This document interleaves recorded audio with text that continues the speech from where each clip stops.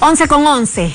Natalia Guíñez estuvo esta mañana con nosotros. Ella es una de las promotoras de este movimiento Ni Una Más. Dice que con esta marcha lo que buscan, o lo que buscamos todos los que vamos a asistir a la marcha, es exigirle al gobierno que se cumplan las medidas para evitar nuevos casos de violencia contra la mujer.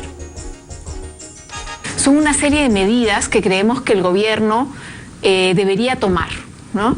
Creo que una de las principales, dado que es la más reciente, pero además fundamental para enfrentar esto de manera intersectorial, y estoy segura que la población también está dispuesta a asumir lo que esto signifique, es que este nuevo plan contra la violencia, nacional contra la violencia, tenga presupuesto, ¿no?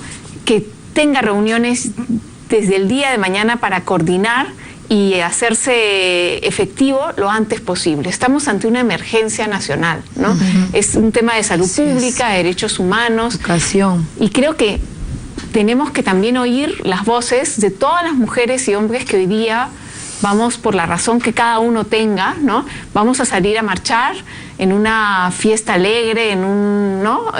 Dándole la vuelta, digamos, a la razón de esto, que es la violencia y la discriminación. Lady Guillén, víctima de una brutal golpiza por parte de su expareja, Ronnie García, pidió a las mujeres que participen en esta marcha de hoy por la tarde, la marcha denominada Ni Una Menos. En los estudios de RPP Noticias señaló que los fallos judiciales benignos contra los agresores no deben desalentar a las víctimas.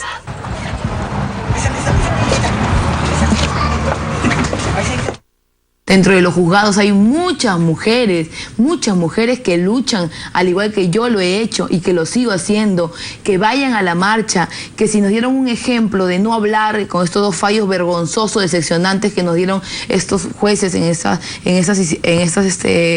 poderes judiciales distintos en provincia y acá en la capital de Lima, que no se den por vencidas, que no nos amilane, que no nos debilite, que al contrario, que nos dé mucha más fuerza para continuar, para luchar por nuestros derechos. De eso es, porque la mujer ya se cansó de estar escondida, ¿no? Y de no querer, de estar escondida sin poder hablar, tener miedo, no. Ahora la mujer está fuerte, ahora se está haciendo visible, y eso tenemos que reforzarlo en esta marcha, darle el apoyo, el respaldo, todas las mujeres, todos los hombres, niños, en general, ¿no?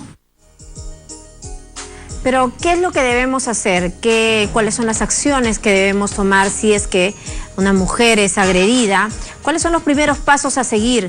¿Cómo es que debemos entablar de pronto una denuncia o una demanda? Estamos en nuestra mesa de trabajo con el doctor Fernando Ugaz Segarra. Él es especialista en temas de violencia y va a tratar de darnos luces y de orientarnos para saber cómo es que una mujer debe tomar estas acciones, estas medidas que en realidad ayudan a que finalmente un proceso concluya y pueda concluir por parte de las autoridades, por cierto, con una sanción para el agresor, que es lo que todo el mundo espera. ¿Cómo está, doctor Ugaz? Muy buen día y bienvenido a RPP Noticias. Muy buenos días, muy agradecido por la invitación a sus servicios. Doctor Ugaz, a lo largo de todos estos años, digamos que ha habido una evolución en el sentido de que cada vez hay más mujeres que denuncian, pero también hay un porcentaje, digamos, considerable todavía en nuestro país que de aquellas que por miedo, por desconocimiento, no realizan una denuncia ni toman una acción legal.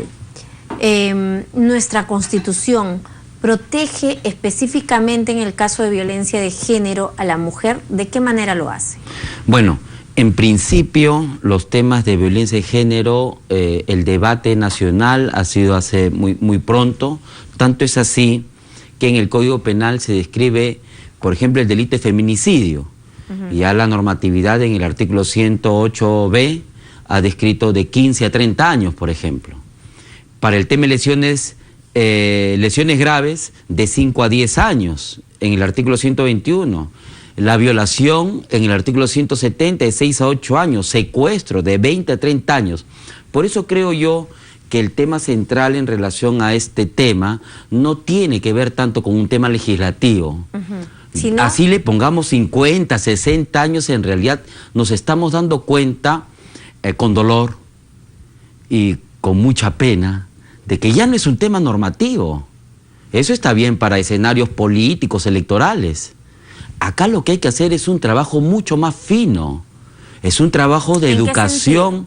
Es un trabajo de educación para con los jueces, para con los fiscales, para con los policías. Hay un trabajo de sensibilidad, hay un trabajo de civilidad que hay que hacer. No es posible que los ciudadanos, las ciudadanas, vayan a una comisaría y le digan: usted no puede asentar la denuncia porque no tiene el nombre de la persona que la violó.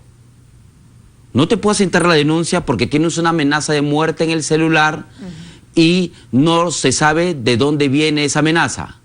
No te puedo recibir nada. Y entonces, este tipo de escenarios lo único que demuestra es muchísimo desconocimiento por parte de cómo funciona el tema de la criminalidad. Lo normal de la criminalidad funciona en escenarios cerrados y con pruebas indirectas. Nadie llama a hinchas para violar, nadie llama a testigos para violar, ni mucho menos para cometer peculado, colusión, cohecho y todas estas cosas. Ningún delito se llama a un testigo. De tal manera que los escenarios cerrados donde se cometen los delitos, agresión, violencia y todos estos temas, deben ser entendidas por nuestras autoridades.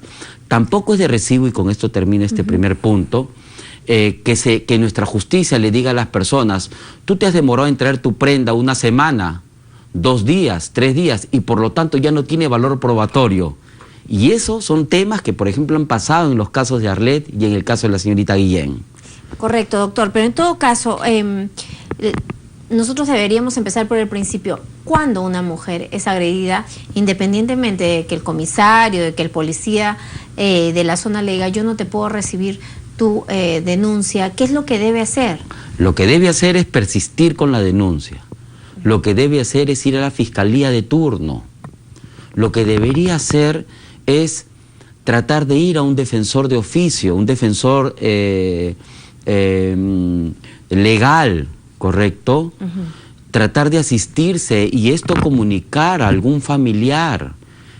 La persona que ha sido vulnerada o que está siendo vulnerado, muchas veces las formas de reacciones son infinitas, entre que se pueden inhibir, se pueden neutralizar o no saber qué hacer. El comunicar esto a alguna persona cercana, a algún familiar, permite que se abran determinados canales para lograr la mejor justicia. ¿Por qué ante un hecho, digamos, con una evidencia clara, como puede ser un golpe, un moretón, una rotura de alguna parte de nuestro cuerpo, los jueces no sancionan como, digamos, la lógica elemental te podría decir: oye, tiene que ser sancionado, ¿no? ¿Por qué? ¿Por qué sucede eso? ¿Cuál es el curso de pensamiento de estos jueces que nosotros no podemos entender? Mucho a mi pesar debo reconocer que no existe sensibilidad. Yo creo que estamos llegando a niveles de barbarie. Mire, no sé cuántas personas que van a ir a la marcha han leído las sentencias. Acá tengo la sentencia Arlet y tengo la sentencia Guillén. ¿Sabe lo que dicen los jueces en relación al video de la señorita Arlet? Arlet. Mire, es muy breve. Dice, página 84. Pues no resulta concebible la tesis fiscal que cuando le jalaba de los cabellos era con la intención de llevarla a la habitación con la intención de matarla. Pues no resulta lógico dicho razonamiento en la medida que se encontraba el cuartelero, siendo más razonable la versión del acusado que era con el fin de conversar. Esto no es ficción, esto no es fantasía, esto es la realidad, es la sentencia, página 84. O sea que el juez entiende, bajo su lógica, que para ir a conversar tienes que llevar a otra persona, sea hombre o mujer, jalado de los pelos, tirándole los cabellos. Para la corte, el que un hombre vaya totalmente descarrilado, desnudo, no importándole terceras personas en el ámbito, cogiéndola del cabello, ni siquiera cual enfrentamiento de hombre a hombre, sino cogiéndola con un arte verdaderamente criminal. Diga que todo esto es más lógico entender que es para conversar y no para victimar. Y usted dirá que esto fue un lapsus, Qué increíble. es una equivocación. Por favor, la misma sentencia lo vuelve a repetir, oiga, lo vuelve a repetir en la página 79. Si bien dicha acción y como se puede verse en las imágenes resultan impactantes y reprochables, y a la luz de los medios probatorios actuados en juicio, a criterio del órgano colegiado, no conllevan actos de intentar quitar la vida a una persona. ¿Por qué? Porque se encontraba ahí el cuartelero y además se encontraban varias personas en el hotel. Lo que resulta razonable es que no era para cometer ese delito.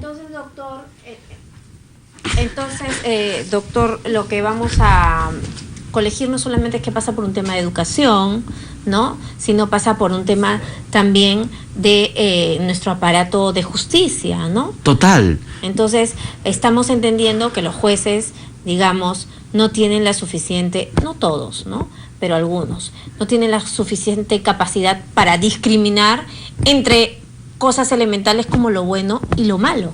Tal cual. Mire, cuando yo he hablado escenarios de barbarie, lo único que estoy tratando de precisar es que necesitamos, porque así como uno aprende a amar, así como uno aprende a entender, uno aprende a sensibilizar. Años antes podríamos decir, estas cosas nacen con el ser humano. Ahora lo que tenemos que decir es que nuestros jueces necesitan ser educados en razones de género. Mire, yo soy firmemente convencido que nuestros jueces y fiscales también son víctimas, entre comillas, ¿de qué? Víctimas de la ignorancia, una mala preparación, un mal discernimiento. Ellos son parte de nuestra sociedad, no están excluidos del mismo. Por lo tanto, lo que merecen también, siendo parte de este marco cultural, también mayor preparación, mayor responsabilidad en relación a la administración de justicia. Estamos casi por terminar la entrevista, pero doctor, yo quisiera que usted oriente al público, a las mujeres que nos están escuchando, cuáles son los pasos que debemos seguir en caso se sientan maltratadas, no solamente física, sino psicológicamente. En principio, ir a una comisaría e interponer una denuncia. Si es que no es escuchada en la comisaría o su denuncia no es recibida, ¿a dónde podría ir? ¿A una fiscalía? A una fiscalía, hay fiscalías de familia, hay fiscalías de prevención del delito. Tratar de ubicar, siempre en toda comisaría hay una mujer policía. Persistir con ello, no dejar abandonado su caso. Hay muchas denuncias que por falta de recursos económicos, etcétera, se deja abandonado. Persistir en el mismo, no tenerle miedo a nuestros jueces y fiscales. Hay que ir a hablar, hay que sensibilizar. Hay que tratar de entender que este tipo de casos va a surgir con un material probatorio muchas veces dañado, limitado, porque obviamente una persona está afectada, no recoge elementos, no hay fotografías, no hay una serie de cosas. Es necesario que compaginen su actuar también con algún trabajo defensivo del abogado defensor. Correcto, doctor. Bien, doctor Fernando Ugas, muchísimas gracias por haber estado aquí en RPP Noticias. A usted, muchas gracias. 11:25, es momento de hacer una pausa. Regresamos con más. Central de Informaciones de RPP.